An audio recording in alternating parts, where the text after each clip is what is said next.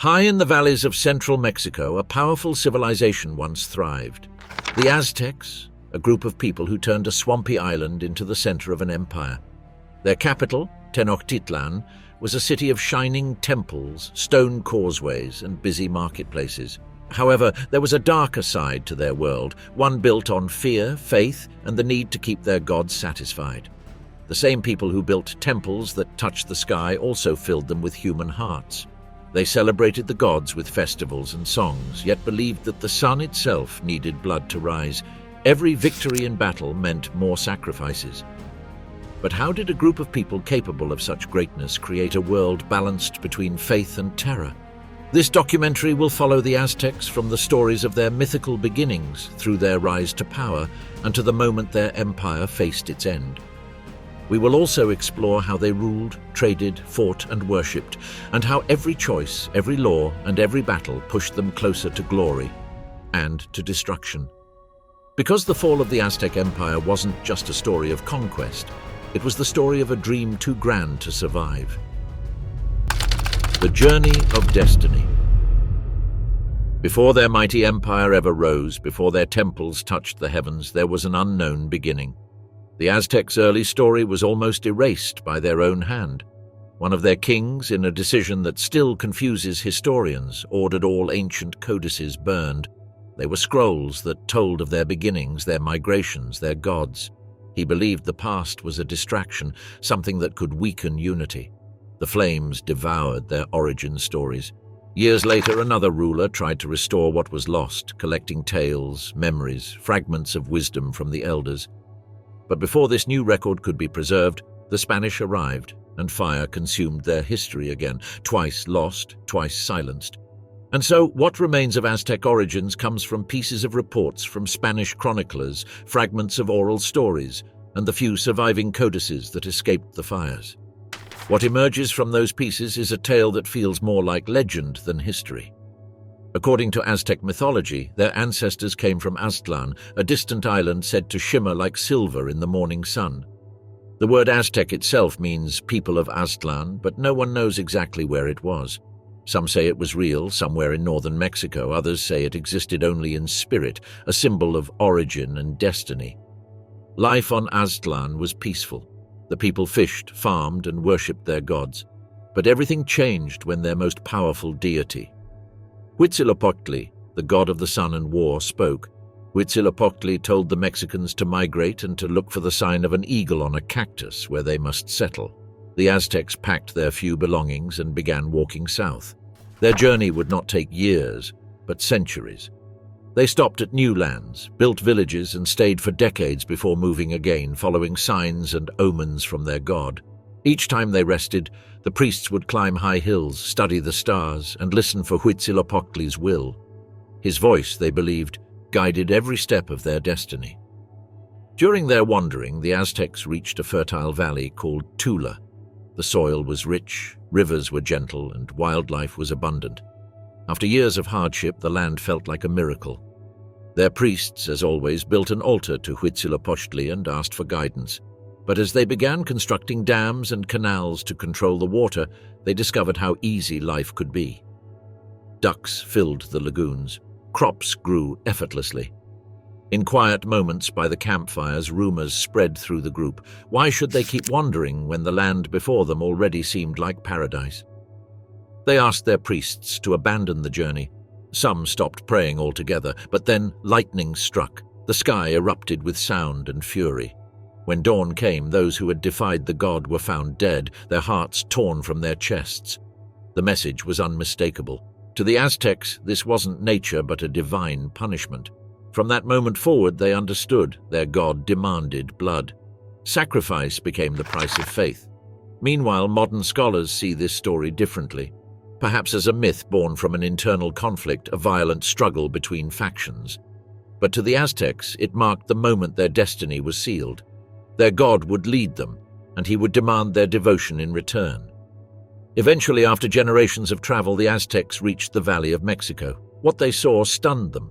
Around the waters of Lake Texcoco were powerful city-states, places like Culhuacan and Azcapotzalco, bustling with markets, temples, and armies. This was not empty land waiting for settlers. It was already a crowded, competitive world. The Aztecs were northern migrants arriving with strange customs and no claim to territory. They were seen as primitive by the locals who lived under structured systems of land ownership and tribute, something the Aztecs had never known. Still, they tried to find a place. Following their god's command, they built a small settlement on swampy ground and fortified it with walls. They appointed a warrior as their leader, a tradition that would shape the rest of their history. For the first time, the Aztecs became a military society. Every man, woman, and child learned how to defend their new home. Their god had turned them into fighters, and soon the region would take notice. As the conflicts increased with neighboring kingdoms, the Aztecs sought peace through diplomacy. They sent envoys to Culhuacan, one of the valley's great powers, and humbly asked its king for land. The king, seeing them as harmless and desperate, gave them a barren, snake-infested swamp of land no one else wanted. But the Aztecs turned it into a home. They drained the waters, planted crops, and built temples. Everything began to grow, yet their god, now not just the god of the sun, but also of war and sacrifice, was not pleased with peace. Huitzilopochtli demanded action. The Aztecs then made a shocking request. They asked for the hand of the king's daughter, promising to make her a queen and living goddess. The king, who was flattered, agreed, but when the princess arrived, the priests led her not to a throne, but to an altar. There she was sacrificed to the god with her heart offered to the sun. Later that night, during a feast in the king's honor, one of the priests appeared before him wearing the flayed skin of his daughter. The king's grief turned to rage. He ordered his warriors to slaughter every Aztec in sight. The massacre was brutal, and the survivors fled into the marshlands, wounded, starving, and homeless once more. But in that moment of despair, Huitzilopochtli's voice returned. He told them their wandering was almost over and their true home was close. The god gave them a sign to seek a rock, with a cactus growing from it. Upon that cactus, an eagle devoured a serpent, the symbol of victory and of divine favor. For days they searched across the shallow waters of Lake Texcoco until they found it. A small marshy island where the vision stood exactly as foretold. There, they knew, was the end of their journey. They named the place Tenochtitlan, meaning the place of the cactus on the rock. In 1325, they started building their new city, laying stones in mud, raising temples to their god, and claiming the land as their divine inheritance. For the first time, the Aztecs had a homeland, but their troubles were far from over. To the east, west, and south stood powerful kingdoms of Texcoco, Culhuacan, and Azcapotzalco, all far richer and stronger than the fledgling Aztec city. The Aztecs were surrounded, outnumbered, and poor. They had no armies, no alliances, and no wealth. So they waited, worked, and learned. For now they would pay heavy taxes to survive. But deep inside their hearts they carried a burning conviction. This land was chosen for them by the gods, and one day they would rule it. Years passed, and Tenochtitlan was slowly transformed. The Aztecs built canals, causeways, and temples. They began to trade with neighboring cities, even as they endured crushing taxes imposed by Azcapotzalco. They realized something powerful: brute strength alone would not guarantee survival. To stand against great kingdoms, they needed structure, order, and leadership. So they changed, and the tribe became a kingdom. They adopted a political system like their neighbors, appointing a king, councils, and nobles. And when it came time to choose their first ruler, they knew what kind of man they wanted. Someone who embodied the spirit of Huitzilopochtli, strong, fearless, and relentless. His name was Akhenaten, and under his rule, Tenochtitlan began to rise from the swamps as a true city.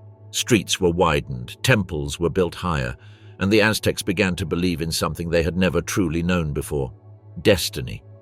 They had survived exile, betrayal, and near extinction, but soon their greatest trials and their greatest victories were yet to come. Kings, blood, and alliances. Under King Akhenaten, Tenochtitlan had thrived. The swamps had become farmland. The markets were alive with traders from distant cities. For the first time, the Aztecs were more than survivors. They were a people with power, purpose, and a growing voice in the Valley of Mexico. But time is merciless. As Akhenaten aged, his victories began to fade into memory, replaced by a single question that haunted him day and night. Who would rule after him? How does a king choose a successor? Does he name his eldest son, allow his heirs to battle for the throne, or trust the gods to decide? Akhenaten chose something no one expected. He turned to the people. In a move unheard of in Mesoamerica, he announced an election where the citizens of Tenochtitlan would vote to decide which of his sons would inherit the crown. It was a radical idea, one that would set the tone for Aztec leadership for generations. The votes were cast, and the people chose not the eldest, not the richest, but the bravest, a warrior named Huitzilihuitl, whose name meant feather of the hummingbird. The choice revealed something deep about the Aztec spirit. To them, a ruler's worth wasn't measured by birthright or wealth, but by courage, cunning, and strength. King Huitzilihuitl was not a conqueror by nature. He was thoughtful, patient, and skilled in the art of diplomacy. He knew that Tenochtitlan was still surrounded by powers far stronger than itself. Direct conflict would mean destruction, but clever alliances could mean survival. For years, the Aztecs had been forced to pay crushing taxes to their overlords in Azcapotzalco, a sign that they were not yet free. Grain, textiles, laborers, even warriors were demanded as tribute. It was suffocating. So Huitzilihuitl turned to politics. He approached Tezozomoc, the powerful king of Azcapotzalco, and asked for the hand of his daughter in marriage. It was a bold request, one that could change everything. The Council of Azcapotzalco saw it for what it was, a political maneuver designed to win favor and weaken their hold over the Aztecs. They warned the king not to agree. But Tezozomoc, intrigued by his young vassal's audacity, accepted the proposal. The wedding united the two cities in name, but its real impact came quietly. On her wedding day, the new Aztec queen made a humble request to her father to reduce the taxes on the people, and he agreed. For the first time, the Aztecs breathed freely. With tribute lifted, their markets grew, their fields expanded, and Tenochtitlan flourished like never before. The city that had once been a swamp now glittered with potential. Yet peace never lasts long in the Valley of Mexico. Tezozomoc, the overlord of Azcapotzalco, launched new campaigns across the valley, and as loyal vassals, the Aztecs were drawn into his wars. Side by side with their overlords, Aztec warriors marched across the region, learning the strategies, hierarchies, and brutality of large-scale warfare. They became soldiers, fighting in campaigns that expanded Azcapotzalco's influence and unknowingly sharpened their own blades for what was coming. But even the most powerful kings cannot escape time, because in 1417, Huitzilihuitl died, leaving behind a stronger city and a fragile balance of power. This time, his successor was his son, Chimalpopoca, barely 20 years old. Intelligent, charismatic, and adored by his people, the young king faced a daunting challenge. He ruled a rising city, still bound to a decaying empire. Fortunately, or perhaps fatefully, he had a powerful ally. His grandfather, Tezozomoc, still ruled Azcapotzalco and favored his Aztec grandson. The bond between them allowed Tenochtitlan privileges other cities could only dream of: trade routes, resources, and military support. The Aztec Council, seeing the opportunity, pushed Chimalpopoca to ask for more. First, small favors like access to land, workers, and materials. But their requests grew bolder. They began to act less like vassals and more like partners. In the courts of Azcapotzalco, rumors turned to resentment. The nobles there watched as this once obedient city grew richer and prouder. Tenochtitlan had grown so large that it needed more fresh water to sustain its people. The Aztec Council proposed a grand project, an aqueduct stretching across the lake to bring water into the city. But instead of building it themselves, they asked Azcapotzalco, their overlords, to send workers and materials to help. To the Azcapotzalco Council, it was an outrage. Only lords demanded such things from vassals. The Aztecs had overstepped. King Tezozomoc tried to calm the anger, pleading with his nobles to spare his grandson's city. But the council had already decided Tenochtitlan must be brought to heel. Then suddenly Tezozomoc died, whether by age, grief, or the blade of a political rival, no one knows. But with his death, the last shield protecting the Aztecs was gone. Without warning, assassins were sent across the lake. They sneaked into the palace of Chimalpopoca and murdered him as he slept, stabbing the young king in his own chamber. By dawn, nearly the entire royal family had been wiped out. Tenochtitlan plunged into chaos as the people were terrified. Their allies turned silent. The city seemed destined to crumble under Azcapotzalco's wrath. But from the ashes of fear, a name began to spread through the streets, a man of royal blood, but born outside the line of legitimacy, a warrior, cunning and unbreakable. His name was Itzcoatl, meaning obsidian snake. When the council crowned Itzcoatl as the new king in 1426, he inherited not a kingdom but a crisis. The Aztecs were surrounded, outnumbered and leaderless. Their only chance was to turn their enemies against each other. Itzcoatl sent envoys across the lake to Texcoco, whose own ruler had suffered under Azcapotzalco's oppression. He wanted to end the tyranny, and Texcoco agreed. Their first joint strikes were swift and brutal. The Aztecs seized the lands north of Tenochtitlan, while Texcoco captured territories on the opposite shore. Then came an unexpected ally, Tlacopan, a smaller city that had long endured Azcapotzalco's heavy tribute. They too joined the rebellion. Now it involved 3 cities and 1 cause. Together they formed what history would call the Triple Alliance, a pact of war, politics and ambition. Their armies swept across the valley like fire through dry grass. Towns that once bowed to Azcapotzalco now rose in rebellion. Within months, the great empire that had ruled for generations collapsed, its capital burned and its people enslaved.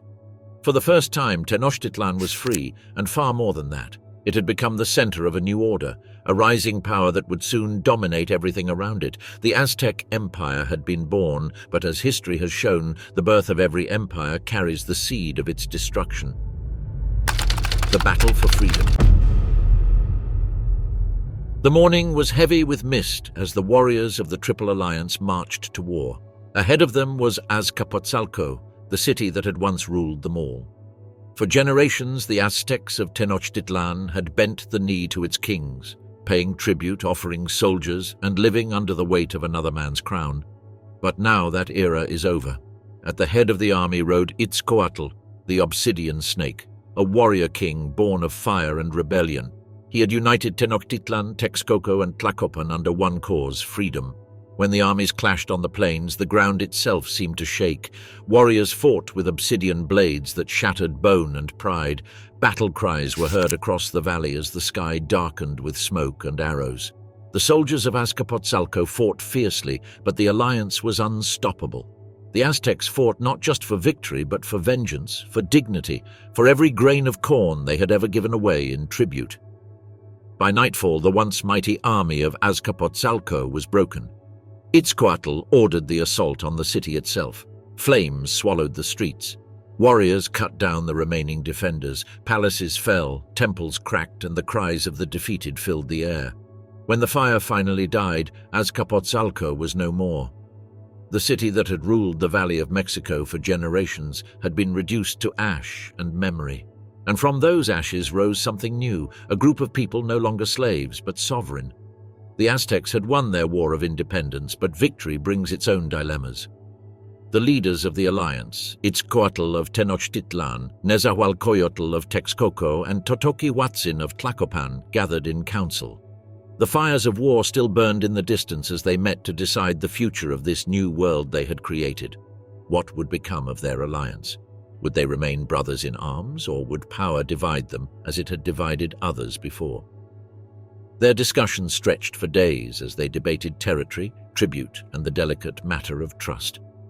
Finally, an agreement was reached, one that would shape the destiny of Mesoamerica.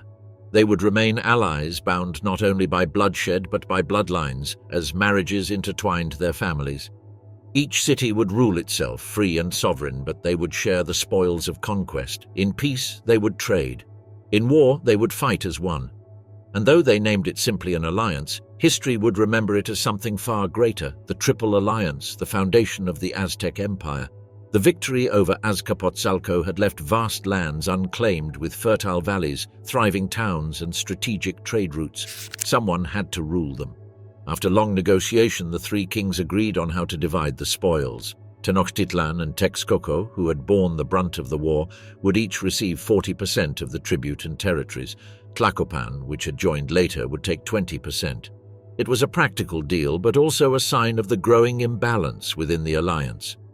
Tenochtitlan, perched on its lake, surrounded by causeways and rising temples, was fast becoming the beating heart of the valley. But now came the true challenge: governing. The Aztecs adopted a brilliant strategy. They did not destroy every city they conquered.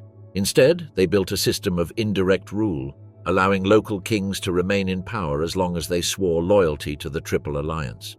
Every vassal city would pay biannual tribute in goods, labor, or warriors. In return, they would keep their traditions, their gods, and their place in the marketplace. It was a delicate balance of fear and reward. Rebellion was rare, and when it came, the punishment was swift. The Aztec army could appear in a matter of days, crossing the lake or marching along the causeways, crushing resistance before it could spread. Through this system, the empire grew in stability, but peace was never Itzcoatl's nature. He saw beyond the lake to the rich lands of the south, where fertile fields awaited conquest. His soldiers marched into the region, claiming the chinampas, floating gardens made from lake mud and reeds. These artificial islands were marvels of agriculture, so fertile that crops could be harvested several times each year. With these chinampas, the Aztecs fed a city that seemed to grow by the day. Then, Itzcoatl turned north. One by one, the towns and valleys around the basin of Mexico fell under Aztec control. The more they conquered, the more they needed. Every victory demanded another to sustain it, and so began the cycle of endless conquest, an empire feeding on its own expansion. By the 1430s, Tenochtitlan was no longer one city among many. Somewhere between battle and diplomacy, the Triple Alliance transformed into an empire. There was no ceremony, no declaration. It simply happened, one conquest at a time. By the end of Itzcoatl's reign, the Aztecs ruled over lands that their former masters could never have imagined. The obsidian snake had carved a kingdom from nothing and left behind an empire that reached beyond the horizon. In 1440, after 14 years on the throne, Itzcoatl died. Disease claimed him, not the sword. But his death did not weaken the empire. Instead, it marked the beginning of something grander. His funeral lasted 80 days with a display of wealth and devotion meant to remind the valley who now ruled it. Itzcoatl's cousin, Montezuma I, ascended to the throne. He was not just a warrior but a statesman, a philosopher-king who saw Tenochtitlan as a divine city and the center of the world. On his coronation day, the king of Texcoco came to him in secret. The alliance had grown uneasy. Texcoco feared Aztec ambition. Would this new king turn on his allies? Montezuma smiled and proposed something extraordinary. To show strength before their subjects, the two kings would stage a war. They would declare battle, fight briefly, then end it in a glorious Aztec victory. The people would see Montezuma's power, and the alliance would remain intact. It was a performance, but one that worked perfectly. Now, with his authority unquestioned, Montezuma turned his gaze inward. He reduced military campaigns to focus on art, religion, and architecture. He began the construction of a colossal temple in the heart of Tenochtitlan, a pyramid dedicated to the two great forces that ruled Aztec life: Huitzilopochtli, god of war and the sun, and Tlaloc, god of rain and fertility. The temple rose like a mountain of stone, 100 meters wide, 60 meters tall, painted in bright red and blue. From its twin shrines, smoke and song would rise to the heavens. But as the pyramid grew, the builders demanded more stone, more workers, more offerings, and soon Montezuma's priests realized something troubling. The finest stone for their sculptures did not exist in their lands. They would have to look beyond the valley. And thus, once again, the Aztecs began to look outward in conquest. The demand. Not long after the great temple began to rise in the heart of Tenochtitlan, Montezuma I, the philosopher-king sent a message to the neighboring kingdom of Chalco. The message demanded that Chalco provide laborers and building materials for the new temple, as if they were a subject state bound to obey. Now imagine being the ruler of Chalco. Your city stands proud, independent, with its own gods, its own armies, its own dignity. Yet just across the lake lies the Aztec Empire, a growing power whose appetite for expansion is known to all. And now a letter arrives from that empire, demanding your people, your resources, your time. Complying would mean acknowledging Tenochtitlan as your master. Refusing could mean war. It was an impossible choice. To put it in modern terms, it was as if one great nation sent another a demand so outrageous it could only be answered with defiance. And so the king of Chalco refused. Montezuma's answer came not in words but in fire and blood. The Aztec armies marched across the valley, tens of thousands of warriors bearing jaguar skins, eagle helmets, and obsidian-edged blades that could cut through flesh like glass. When the armies met, Chalco's soldiers fought valiantly, but the Aztec machine was relentless. They captured their enemies alive for sacrifice. Under a blazing sun, on altars built high above the city, priests tore out the still-beating hearts of Chalcan warriors and raised them toward the heavens for Huitzilopochtli, the god of war and the sun. Their bodies were cast into fire as drums thundered and conch shells screamed. To the Aztecs it was cosmic duty. The sun demanded nourishment, and they were merely ensuring the world continued. When the smoke cleared, Chalco was defeated. The Aztec message was clear. Defiance would eventually be met with annihilation. But Montezuma was not only a conqueror, but a visionary. After victory, he turned his gaze toward order, law, and learning. His reign became one of the most progressive and organized in Mesoamerican history. He established universal education where every child, noble or commoner, boy or girl, would attend schools to learn discipline, religion, and the duties of their station. This idea was centuries ahead of its time, long before Europe even dreamed of such equality in learning. He built a system of justice, creating courts, judges, and legal codes that defined the rights and responsibilities of every class, from the lowest farmer to the highest noble. Also, he set guidelines for city planning, including wide causeways, canals, and temples aligned with the stars. Under his rule, Tenochtitlan began to take the form that would later stun the Spanish conquistadors, a city that gleamed like a mirage of stone and water. And yet, for all his intellect, Montezuma was still a child of war. Where his predecessor Itzcoatl had feared the past by destroying old records to erase the memory of rival peoples, Montezuma wanted to restore it. He believed that a nation without history was like a man without a soul, so he sent an expedition north to rediscover the Aztecs' mythical homeland, Aztlan, the place from which their ancestors had once journeyed. Whether his explorers truly found it or not, Montezuma declared that they had and commanded that the history of the Aztecs be rewritten and preserved. In his mind, this was destiny, and under his rule, destiny took form in stone. By the time Montezuma I died in 1469, the Aztec Empire was undefeated, unchallenged, and unrelenting. But its success carried a dangerous flaw. It had built a system that could not survive without expansion.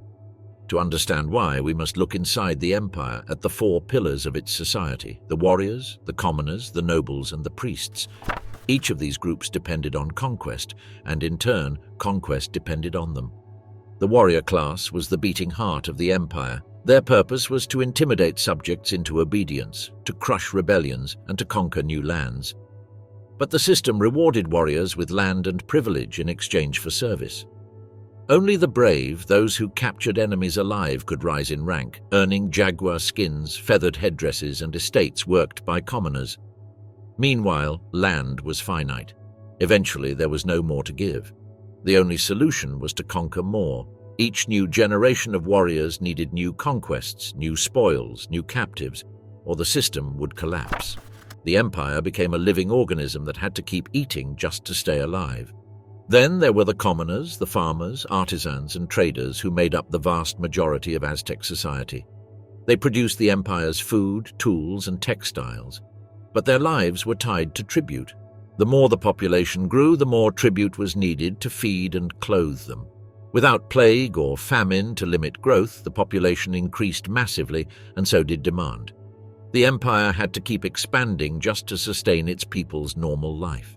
It was a paradox where peace meant starvation and war meant survival. Above them stood the nobility, which included the rulers, generals, and governors who benefited the most from conquest. They lived in luxury, surrounded by gold, cocoa, fine cotton, and servants. Expansion filled their coffers, and they made sure emperors stayed loyal to their interests. They often placed strong warriors but weak thinkers on the throne, men who would fight endlessly without questioning the system that enriched the elite. Over time, corruption spread like rot through the noble class. They no longer wanted greatness for the empire, only comfort for themselves. And finally, the priests, the keepers of faith and perhaps the most feared of all. They demanded a constant flow of captives for sacrifice, believing the sun would die without human blood. In their eyes, war was sacred, not political. The battlefield was their harvest field. Each captive fed the gods, each victory kept the heavens moving.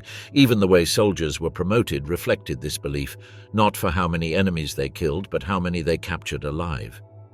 The priests didn't drive the empire to war, but once war began, they made sure it never stopped. By Montezuma's death, the empire had become a self-feeding machine. War created land, land created wealth, wealth created power, and power demanded more war, and so the cycle continued. When Montezuma I passed away in 1469, he left behind not just a kingdom, but a mechanism, one that would keep turning long after his death until it finally broke. His son, Axayacatl, took the throne. Young, ambitious, and eager to prove himself, he inherited an empire of immense power and immense pressure. Rumors of rebellion stirred in distant provinces. Rivals began to test the strength of this unstoppable empire. To silence them, Axayacatl would do what Aztec kings always did. He would go to war. But this time, his enemy was unlike any other. The next great conflict would pit the Aztecs against the Tarascans, a civilization armed not with obsidian but with bronze. For the first time, the Aztecs would face an opponent they could not easily crush, and with that battle, the first cracks in the empire would begin to show. The war that shook the empire. 24,000 Aztec warriors, armored in jaguar skins and eagle feathers, marched eastward with their banners snapping in the wind and obsidian blades gleaming under the sun. Their mission was simple: crush the Tarascan state and bring another nation under the rule of Tenochtitlan. But this time, the war did not go as planned. The Tarascans were not like the other city-states that had fallen before the Aztec armies. They were organized, disciplined, and armed with something the Aztecs had never faced before: weapons of bronze. When the two forces clashed, the battlefield became a nightmare. Aztec spears shattered against bronze shields. Obsidian swords broke on armor. Their formations crumbled. Their confidence turned to panic. By the end, what had begun as a march of conquest ended as a massacre. Nearly the entire Aztec force was wiped out. The survivors limped back to Tenochtitlan, broken and silent. This was the first great defeat in Aztec history, and it changed everything. From that moment forward, the Tarascan state stood like a wall, an immovable barrier to Aztec expansion in the east and northeast. For the first time, the empire's borders were defined by failure. Across the region, rumors spread like wildfire. The Aztecs can be beaten. For decades, fear had been the glue that held the empire together. But now that fear began to fade, Emperor Axayacatl, once hailed as a warrior king, now faced the unthinkable reality of open rebellion. The news of his defeat emboldened cities and provinces that had long chafed under Aztec rule. Tribute states began to question whether Tenochtitlan still deserved their loyalty. One by one, uprisings were clear. The emperor was trapped in a deadly paradox. The empire depended on expansion to survive, yet every attempt to expand only spread its armies thinner. Troops were pulled from new campaigns just to crush rebellions at home. By the time Axayacatl died in 1481, the Aztec Empire was shaking from within. His brother Tizoc succeeded him, and with him came perhaps the weakest ruler in Aztec history. Tizoc wanted to prove himself, to restore his family's fading glory. His first act as emperor was to make an example of a small, rebellious town. It should have been an easy victory, a show of power, a reminder of who ruled the Valley of Mexico. Instead, it was a disaster. The Aztec army faltered, morale collapsed, and what should have been a swift campaign ended in humiliation. Out of thousands captured in past conquests, Tizoc returned with only 40 prisoners. The empire that once devoured nations had stumbled against a village. At this moment, they thought the gods had abandoned the emperor.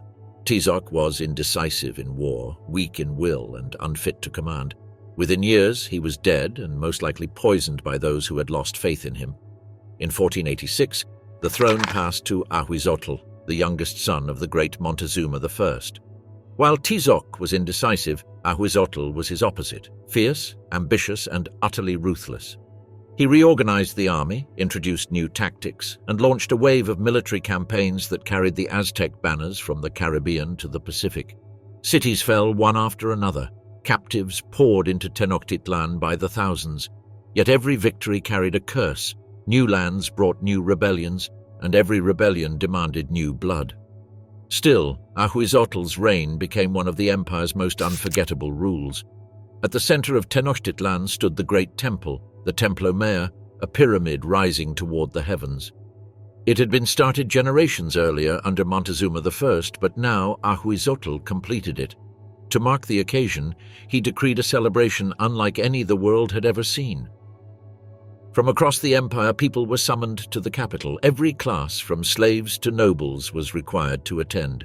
The emperor stood atop the new temple, his advisors and generals beside him, as a line of captives began the long climb up the steps, and then the killing began. For 5 days, the ceremonies continued with prisoners sacrificed one after another, their hearts offered to Huitzilopochtli, the god of the sun. Rivers of blood ran down the temple steps, staining the stone red.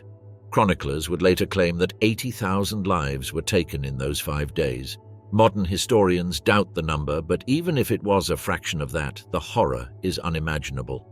The smell of death hung over the city for weeks. People collected the sacred blood in jars, smearing it on their homes and fields, believing it would bless their harvests.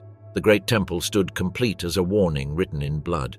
Despite his victories, Ahuizotl knew the truth. The empire was cracking slowly. He tried to hold it together with reform. He ordered colonies to be built throughout the realm to spread Aztec culture and control far-off lands. He declared that every freeborn man must train as a warrior by the age of 18. It was a desperate attempt to reinforce the empire's backbone, but it wasn't enough. When Ahuizotl died in 1502, his empire was vast, rich and powerful, and yet unstable.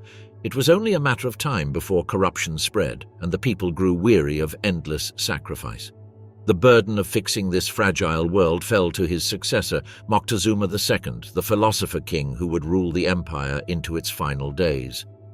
By the time Moctezuma II took the throne, the Aztec Empire was both magnificent and diseased.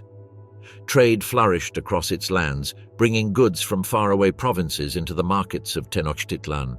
Warriors marched in every direction. Priests performed endless ceremonies to keep the gods satisfied, but the cycle had become poison. Every new conquest led to new resentment. Every rebellion led to new massacres, and the more brutal the empire became, the more its subjects wanted to break free. Moctezuma saw the danger, but he could not stop it. Instead, he chose to intensify it. Those who were loyal were rewarded with land and honors. Those who showed even a hint of defiance saw their people taken for sacrifice, sometimes entire towns at once. But fear breeds hatred, and hatred breeds rebellion. The more Moctezuma punished, the more enemies he created. As the empire turned deeper into chaos, Moctezuma's mind darkened.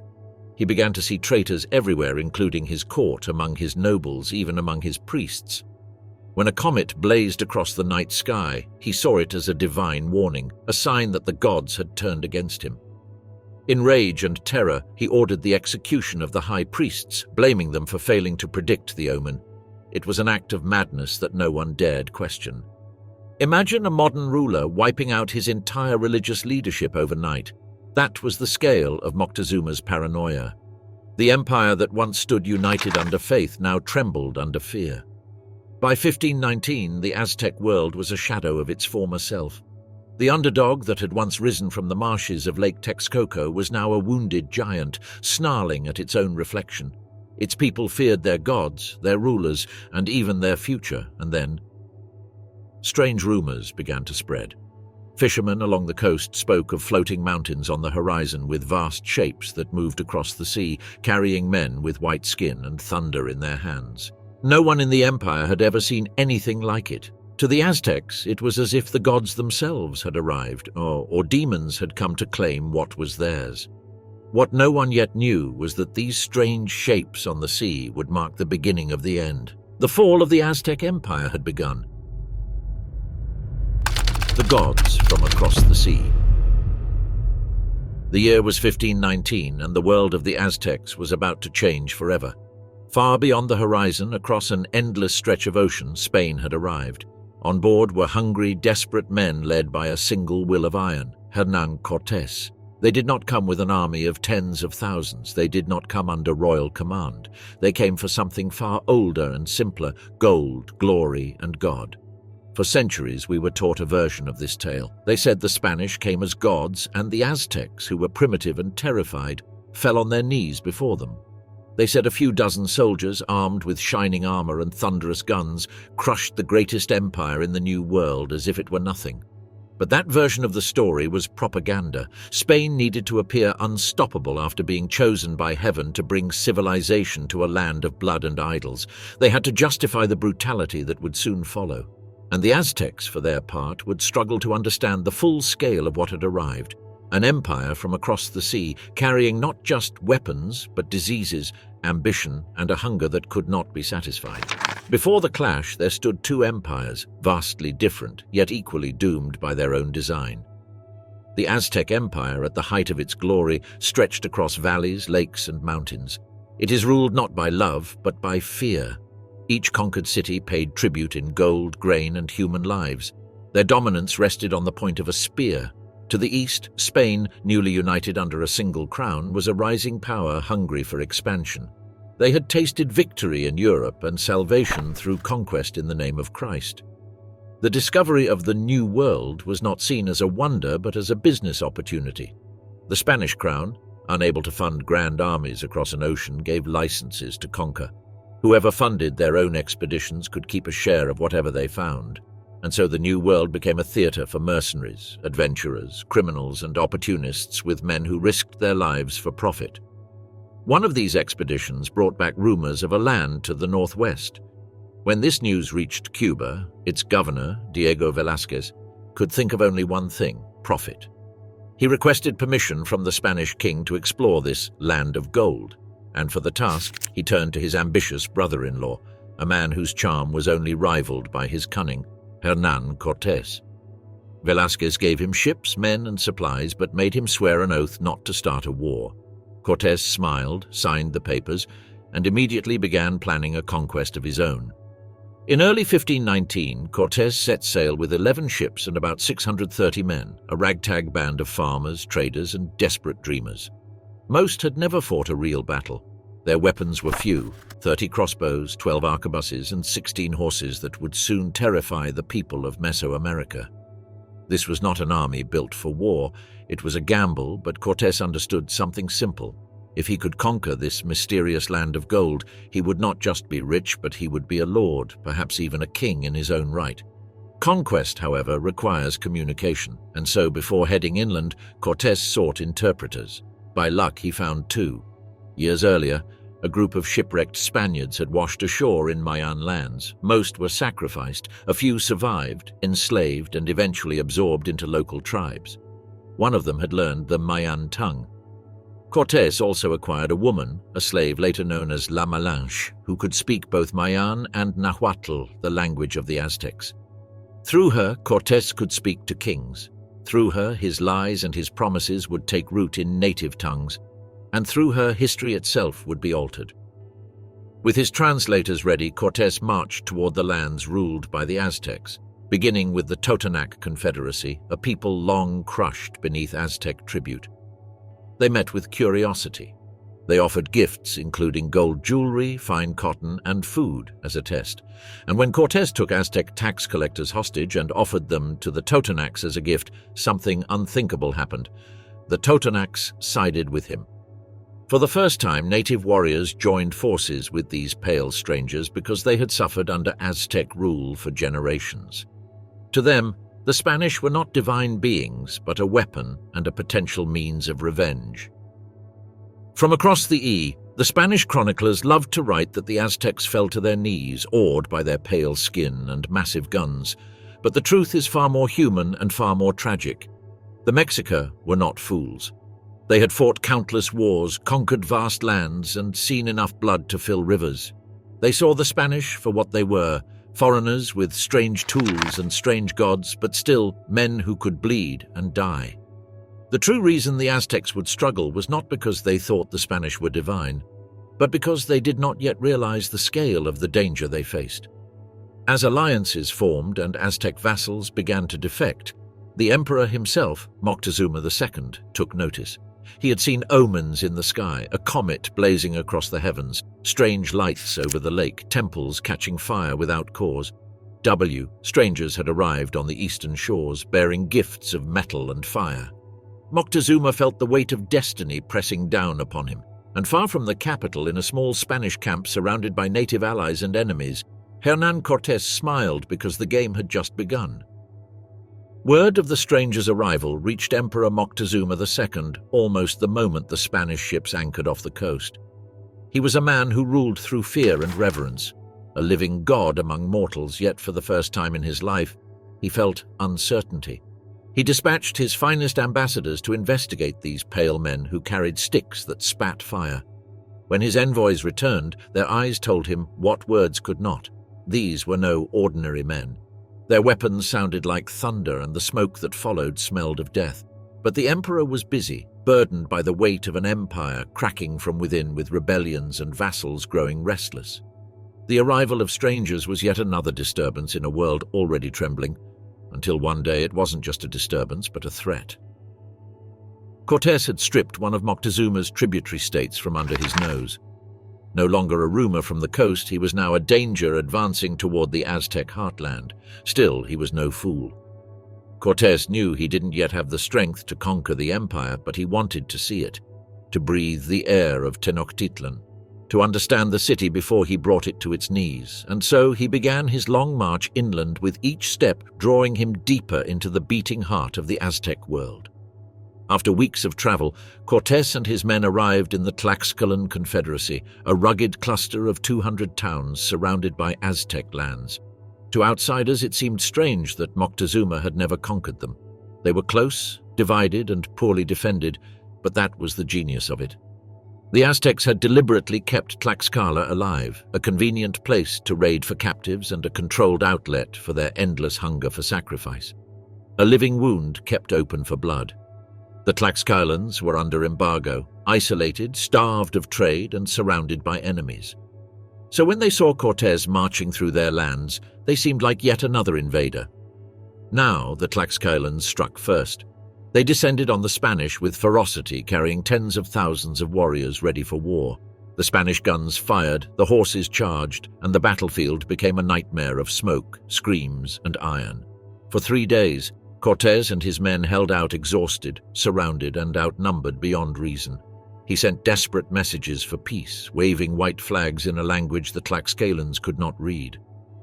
Finally, on the 3rd day, a Tlaxcalan lord approached the Spanish lines and saw the truth for himself. These men were not Aztecs. They fought like no army he had ever seen. So when Cortés met the Tlaxcalan leaders, he did what he did best. He spoke like a conqueror and reasoned like a diplomat. He told them he came not to enslave, but to destroy their mutual enemy, the Aztecs of Tenochtitlan. The Tlaxcalans listened because they had bled under Aztec raids for generations, their temples pillaged and their children dragged to Tenochtitlan to die on stone altars.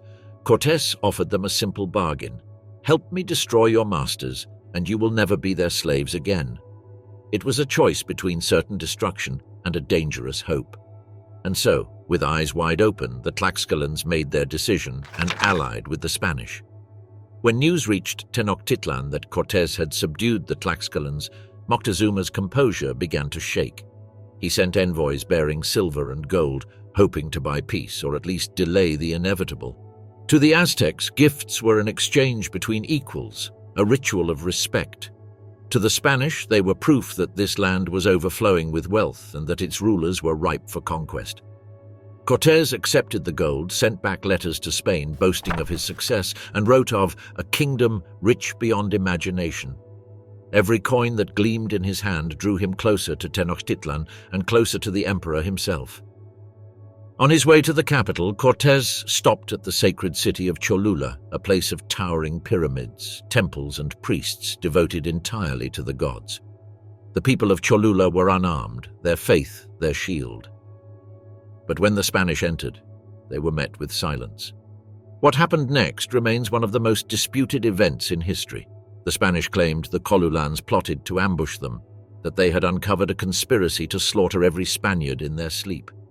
The Aztecs said there was no such plot, that Cortés used suspicion as an excuse for murder. Either way, the result was the same. Cortés summoned the city's leaders to the main temple and set them on fire. Thousands died as the flames devoured the noble quarters. Smoke rose into the heavens, carrying the screams of the dying to the gods they worshipped. It was no longer possible to ignore these foreigners. It soon turned out that the Spanish were not mere traders or explorers. They were a force of annihilation. Realizing that gifts and diplomacy had failed, Moctezuma made a fateful choice. He sent word to Cortés to come to Tenochtitlan and meet with him as friends. Perhaps he sought to control them, perhaps he hoped to trap them, or perhaps deep down he believed the omens, that the gods themselves had returned. Whatever his reasons, the invitation sealed the fate of an empire. When Cortés and his army finally reached Lake Texcoco, they stopped in awe. Broad causeways stretched across the lake, leading to an island city of white temples, floating gardens, and towering pyramids that seemed to pierce the clouds. It was unlike anything the Europeans had ever seen, cleaner, grander, and more organized than any city in Spain. Moctezuma himself crossed one of the causeways to greet the newcomers. When Cortés reached out to embrace the emperor, Aztec nobles gasped because touching the Tlatoani was forbidden. Moctezuma stood still, regal and unreadable, before offering Cortés gifts of gold and jewels. According to him, this was custom, a sign of equality. But Cortés offered nothing in return, unknowingly insulting the very heart of Aztec diplomacy. Moctezuma housed the Spaniards in the palace of his late father, Akhenaten, filling it with comforts and guards. There, the Spaniards discovered vaults of treasure, including gold, silver, and ornaments. Soon after, Cortés made another mistake, or perhaps a calculated act of arrogance. He demanded that a Christian cross and a statue of the Virgin Mary be placed beside the Aztec gods atop the Great Pyramid. According to the priests, this was blasphemy beyond words, like placing a foreign idol in the holiest temple of Mecca or Jerusalem. The priests refused while being enraged. Then word arrived. Aztecs had killed several Spaniards in Veracruz. Cortés's patience was gone as he ordered Moctezuma seized. Now the emperor of the Aztecs, a god among men, is now a hostage in his own palace. For 6 months, Moctezuma ruled as Cortés's puppet, trapped in golden splendor. Outside the palace, resentment increased. But right inside, Cortés watched as the empire of the sun was trembling, and its gods were silent. The Spanish were horrified by what they saw: the blood-soaked altars, the sacrificial rituals, the cries of victims offered to gods of rain, fire, and fertility. They could not understand how such an advanced person could be so brutal. The Aztecs, in turn, could not understand the Spaniards' obsession with gold. To them, it was a metal that is not more sacred than obsidian or jade. They valued cocoa beans, the seeds of life, far more. Gold, to them, was decoration. To the Spanish, it was divinity made of metal. 2 worlds, each believing the other was mad. 2 empires, each unable to see the other's heart. And soon, this mutual misunderstanding would ignite a war that would consume them both. A shadow over Cortés.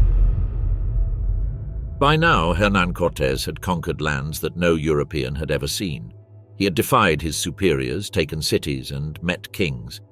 But there was one thing he had not done, something that would come back to haunt him.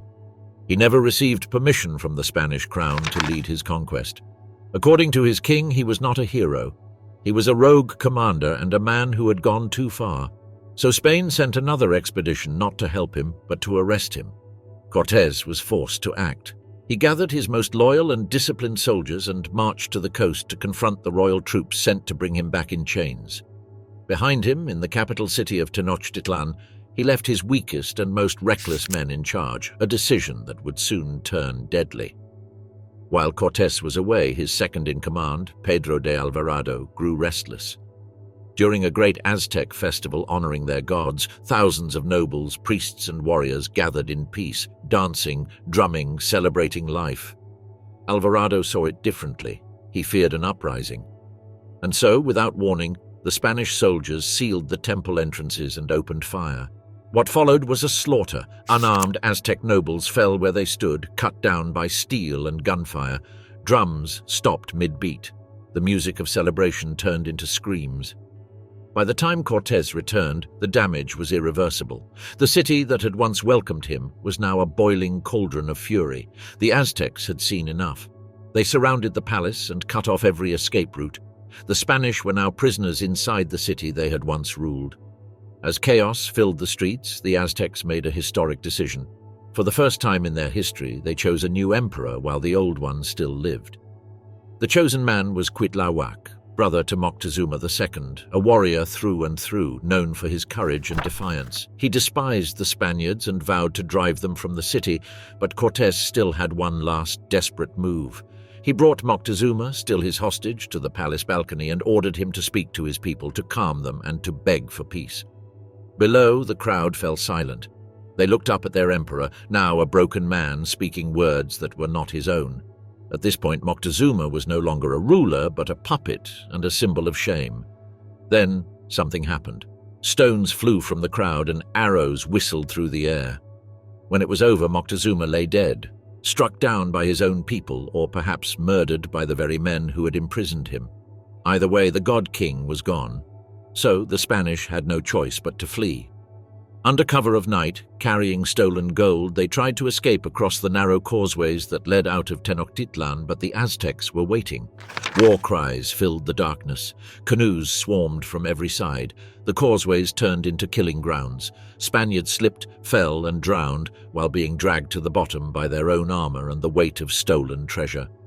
When morning came, thousands of bodies floated in the lake. The survivors who crawled out of the swamps wept for what they had lost. This night would forever be known as La Noche Triste, the Night of Sorrows. Cuitlahuac, the warrior emperor, now led the Aztec resistance. He refused all peace with the foreigners and sent his armies to hunt down the survivors. The Spanish barely made it to Tlaxcala, their native allies, where they licked their wounds and rebuilt. But as they recovered, a new and invisible enemy entered the land: smallpox. Brought unknowingly by a single infected slave, the disease spread faster than any army could march. The Aztecs had never known plague, with no immunity, no medicine, and no idea what it was. Entire families vanished in days. The cities became silent, and corpses filled the canals. Even Emperor Cuitlahuac himself fell to the disease. In his place rose Cuauhtémoc, Moctezuma's nephew. A young, determined, and unbroken man, he would be the last emperor of the Aztecs. Cortés returned stronger than ever. He had convinced the royal forces sent to arrest him to join his cause instead. Now, with reinforcements from Cuba and an army of nearly 100,000 native allies, he marched once again toward the lake, but this time he came as a conqueror.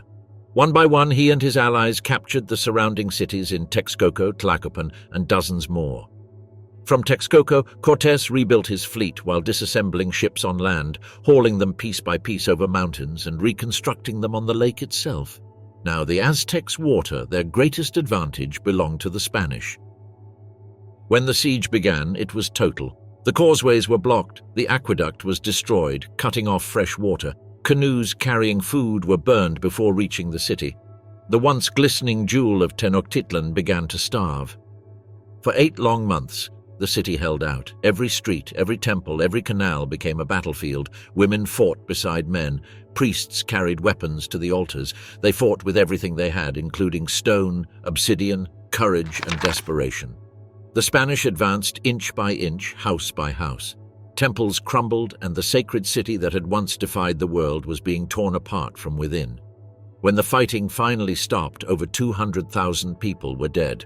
Tenochtitlan was reduced to rubble. The canals were choked with corpses. Cuauhtémoc, the last emperor, was captured while trying to escape across the lake. Cortés, who was still feeling triumphant but exhausted, ordered him tortured while demanding to know where the gold was hidden. The young emperor endured the pain in silence, and soon after he was executed and the final heartbeat of the Aztec Empire.